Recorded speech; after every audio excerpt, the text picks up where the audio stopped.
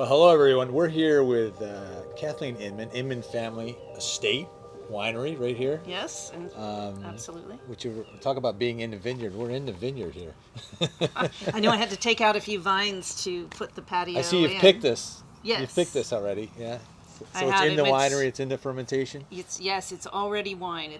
I picked this for rosé, so This is for the Endless Crush Endless rosé. Crush Rosé. Yes, absolutely.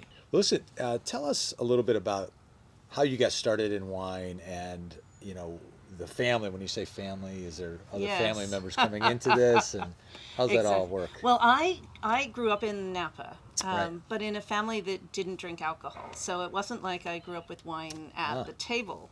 My grandmother's family were Seventh-day Adventists, so no alcohol, no coffee, none of those things. And they farm prunes. So I grew up in helping in the garden and in the orchard. We were very much, a farming family on my mother's side. Yeah. But nothing to do with grapes. So someone that grew up in a non-alcohol environment, how did wine become such a Well, I was interested when they important were part? Yeah. starting to put in vineyards. I was interested in, what is this wine? Yeah. And when I finally got away from home, and I went to university in Santa Barbara, which was not a wine area when I was there. Right. I started experimenting with different wines, and I had a friend whose parents collected wines. And so a local wine merchant started offering classes, and he's actually a winemaker now.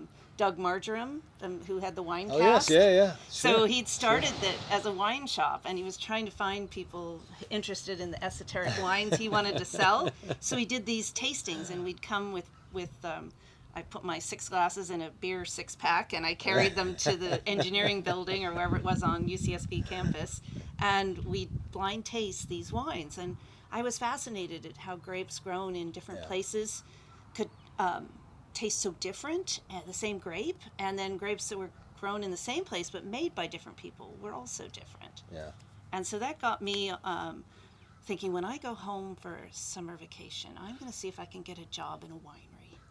Well, listen, I know you're most famous or you're most known for Pinot Noir, but tell us about this rosé and what what Yes, this- so in 2003 was the first vintage from this Olivet Grange vineyard, which we're at right now, that I made Pinot. And the next year, 2004, I was getting ready to pick the grapes, and I had totally forgotten that it was my 20th wedding anniversary, the day that I had called the harvest. And I realized the night before I went to bed that, oh heck, I didn't get a card, I don't have a present, but since I pick at night, I will be able to get a card on the way home, and I thought I could get away with it. But when I was sneaking out of the house, my husband Simon turned the lights on and said, "Happy anniversary," and he had this lovely diamond and a big card. At 3:30 in the morning, I had nothing.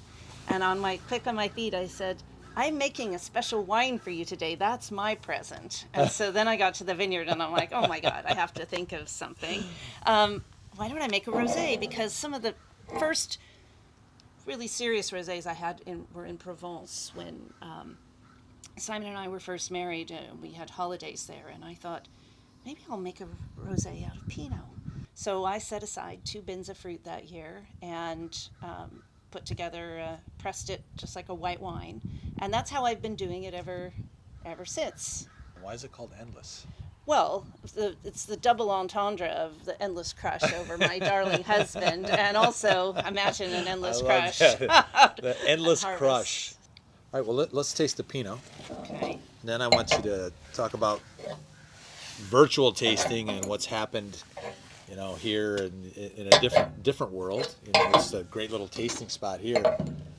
But as you were saying, it's becoming now, like, how many virtual tastings have you done?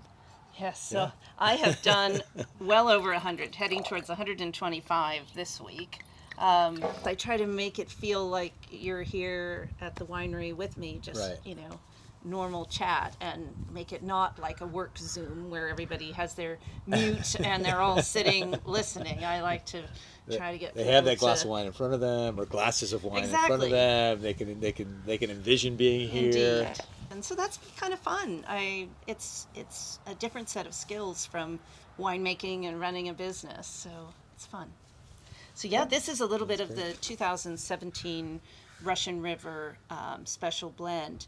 I make 3 different single vineyard Pinots, but in the 2017 vintage, I made my estate Pinot, but I decided to blend the 3 together because I felt it was, a situation where 2 + 2 = 5, and single vineyards are so intellectually interesting. You getting a Right. sense of the place, and this is just what this place tastes like, and that 3 places could all taste so different is fascinating to me. But when you want to make a wine that has everything, I thought I would do it. It has upset some of my collectors who now are missing 1 year's vintage of the other 2 vineyards. They're like, but where are those I 2? wasn't Oh, wait a thinking minute. of that. That's the thing when it's such a small business and it's me. I don't have a marketing department saying, you realize that you're going to be upsetting some people. I'm just going to go for it. Yeah. They'll get over it. They will, indeed. Well, this is great. This is Very delicious. classic Russian River character. It's got a little of that cola, lots of the cherry, but then it's got a lot of nice bright red fruit in it too that I think is a signature of my estate vineyard. It tends to have more of the rhubarb, cranberry, pomegranate flavors, and they're in there as well as the darker fruit from the Sexton Road vineyard that's out in the Sonoma Coast area. Mm-hmm. Tell us something that our viewers would never know. What's a little secret that you can reveal here, just for our viewers, for American Artisans? I think it's really that I look at all of this. To me, it's like industrial gardening that I do. I've always loved Industrial gardening. I like thing, that. and I've actually farmed this property the way I do my own organic vegetable garden. I use worm castings. I brew my own teas from food scrap compost, and Oh, really? yeah, I try to emulate the natural farm where The cycle. of reusing things. And I loved the fact that the compost I use comes from the San Francisco Table Scraps program, which now we have Right. here with Recology as well. Yes, so yeah. I use those food scraps to create the compost that makes So the wine that then appears at your We restaurant. might even be involved in some of that Yes. composting that's happening here in the vineyard. And of Exactly. course, we're bringing the wines to the restaurant. and all that Exactly. stuff. So it's a wonderful circle, Yeah. and I really like that. Well, can you take and show us around the winery a little bit? I would love to. Yeah. Yes. All right, let's go. Well, cheers. Cheers. All right.